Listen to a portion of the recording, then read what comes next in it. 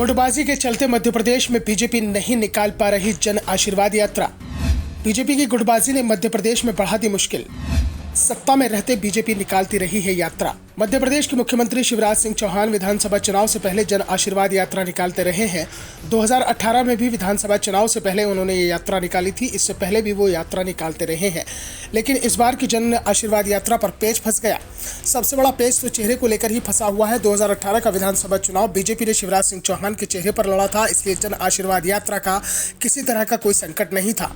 Shivraj party के बड़े नेता थे, लिहाजा 2018 के विधानसभा चुनाव के बाद हालात बहुत बदल चुके हैं। 2018 में बीजेपी को हार मिली थी, लेकिन यह हार सम्मानजनक थी, जिस कारण से जब कांग्रेस में सिंधिया ने बगावत की तो बीजेपी वापस सरकार में आ गई। लेकिन अब विधानसभा चुनाव किसके चेहरे पर लड़ा जाएगा ये साफ नहीं हो पाया है, जिस कारण से जन आशीर्वाद यात्रा तय नहीं हो पा रही। 2018 में इस यात्रा की शुरुआत शिवराज सिंह चौहान ने 14 जुलाई से की थी।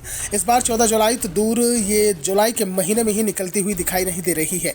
इसके साथ ही ये भी तय दिखाई दे रहा है कि शिवराज सिंह चौहान को अकेले ही कमान नहीं दी जाएगी, बल्कि प्रदेश के अलग अलग हिस्सों में ये यात्रा निकाली जाएगी। सबसे बड़ा पेच चंबल और बुंदेलखंड को लेकर है। बीजेपी के प्रदेश अध्यक्ष बीडी शर्मा और केंद्रीय मंत्री ज्योतिरादित्य सिंधिया दोनों ही इस एक क्षेत्र से आते हैं, और सिंधिया को लेकर तो यहां तक दावे हो रहे हैं कि बीजेपी उन्हें भी सीएम फेस बना सकती है, जिसके चलते यात्रा में मुश्किल दिखाई दे रही है। ऐसे में चंबल और बुंदेलखंड में यात्रा की जिम्मेदारी सिंधिया को देने की तैयारी है, जबकि महाकौशल, विंध्य, भोपाल वाले हिस्से में सीएम शिवराज सिंह चौहान की यात्रा निकालने का प्लान बनाया जा रहा है। पार्टी में मैसेज नहीं जाए कि सिंधिया को शिवराज के खिलाफ पार्टी के अंदर ही एक पावर सेंटर बनाया जा रहा है, इसलिए मालवा के हिस्से में कैलाश विजयवर्गीय को यात्रा निकालने की जिम्मेदारी देने पर विचार हो रहा है। जन आशीर्वाद यात्रा को लेकर पार्टी के नेता सफाई दे रहे हैं कि अब समय तेजी से निकलता जा रहा है।